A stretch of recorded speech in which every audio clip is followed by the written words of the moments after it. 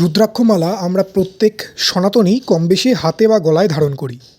বিশেষ করে দেখে থাকবেন যারা শিবের ভক্ত বা শিবের প্রতি বিশ্বাস রেখে তার মার্গে চলেন, তাদের দেহে তো রুদ্রাক্ষ অলংকারের ন্যায় নিত্য বিরাজ করে। তাহলে আজ একবার জেনে নিন, মানুষ এমনকি পশুদেরও রুদ্রাক্ষমালা দর্শন, স্পর্শ ও ধারণের কী পুণ্য হয়।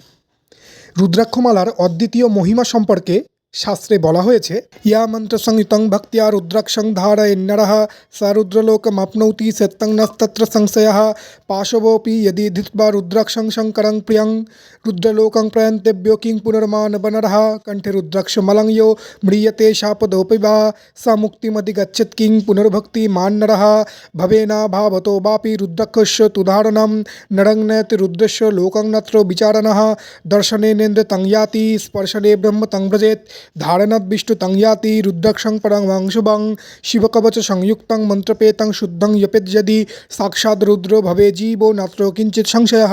অর্থাৎ যে ব্যক্তি মন্ত্রযোগ সহ ভক্তি ভরে রুদ্রাক্ষমালা ধারণ করে তিনি অবশ্যই রুদ্রলোকে গমন করেন, এতে কোনো সন্দেহ নেই।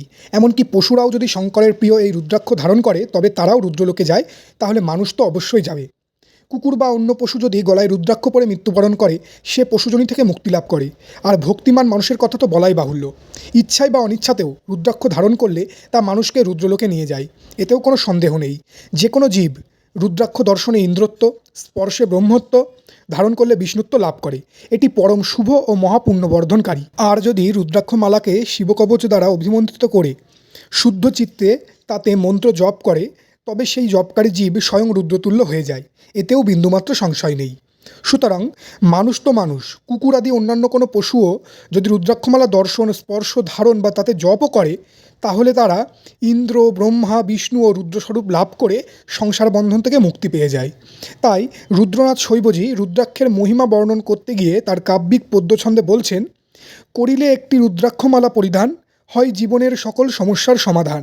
অর্থাৎ রুদ্রাক্ষমালা ধারণ করলে জীবনের সকল দুঃখ, কষ্ট, দুশ্চিন্তা মানুষের মন থেকে দূর হয়, সকল নেগেটিভিটি কেটে যায়, জীবনের অনেক বাধা বিপদ এবং অনেক ক্ষতি মানুষ এড়িয়ে যেতে পারে, মৃত্যু ভয় দূর হয়, জরা ব্যাধি, রোগ ইত্যাদি থেকে মানুষ খুব সহজেই মুক্তি পায়।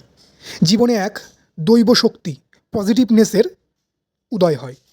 মানুষ ধীরে ধীরে ব্রহ্মমার্গে অর্থাৎ শিবভক্তির মার্গে প্রশস্ত হতে থাকে। তাই প্রত্যেক শিবভক্ত সনাতনীদের উচিত একটি করে রুদ্রাক্ষের মালা বা রুদ্রাক্ষের ফল নিজের দেহে বা গলায় ধারণ করা।